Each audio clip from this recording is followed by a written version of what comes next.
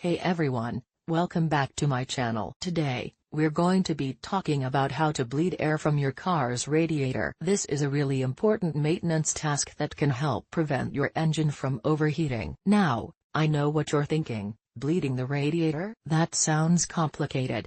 But trust me, it's actually pretty easy. In this video, I'm going to walk you through the entire process step by step. I'll show you everything you need to do, from gathering the right tools to disposing of the used coolant safely. So, whether you're a seasoned mechanic or a complete beginner, this video is for you. By the end of it, you'll be able to bleed your radiator like a pro. So, grab your tools and let's get started. Now, let's talk about bleeding a radiator fitted with a bleed screw. This is a common type of radiator found in many cars. Here's what you'll need: a flathead screwdriver, a clean rag, a container to catch any coolant that spills out. Here's how to do it. Park your car on a level surface and let the engine cool down completely. This is important to avoid getting burned by hot coolant. Locate the bleed screw on the radiator. It's usually a small, brass screw located at the top of the radiator. Place the rag under the bleed screw to catch any coolant that spills out. Use the flathead screwdriver to turn the bleed screw counterclockwise. You should hear a hissing sound as air escapes from the radiator. Continue to turn the bleed screw until a steady stream of coolant flows out. This indicates that all of the air has been released from the system. Tighten the bleed screw and remove the rag. Start the engine and let it run for a few minutes. This will help to circulate the coolant and ensure that there are no more air pockets in the system. Check the coolant level in the radiator and top it up if necessary. Here are some additional tips. If you don't see any coolant coming out of the bleed screw after a few turns,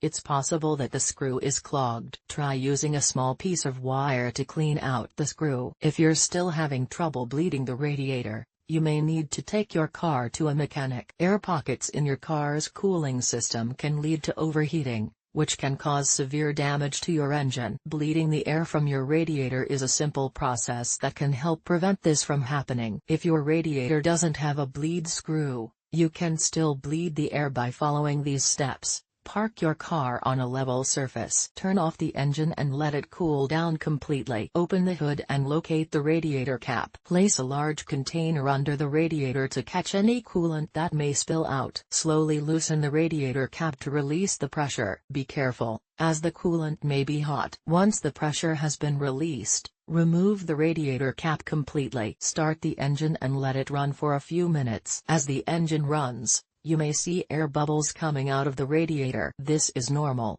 Once the air bubbles stop coming out, turn off the engine. Top off the radiator with coolant. If necessary, replace the radiator cap and tighten it securely. If your car has a bleed screw, you can bleed the air by following these steps. Park your car on a level surface. Turn off the engine and let it cool down completely. Open the hood and locate the radiator cap and the bleed screw. The bleed screw is usually located on the top of the radiator, near the thermostat housing. Place a large container under the radiator to catch any coolant that may spill out. Slowly loosen the radiator cap to release the pressure. Be careful, as the coolant may be hot. Once the pressure has been released, close the radiator cap. Place two jack stands under the front of the car, just behind the front wheels. Raise the car until the front end is about 6 inches off the ground. Open the bleed screw and let the air escape. You may need to use a screwdriver or pliers to turn the screw. Once the air has stopped escaping,